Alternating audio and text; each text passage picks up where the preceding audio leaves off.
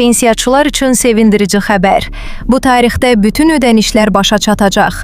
Dövlət Sosial Müdafiə Fondu, DSMF, iyul ayı üzrə pensiya ödənişlərinin tam şəkildə yekunlaşdırılacağı tarixi açıqlayıb.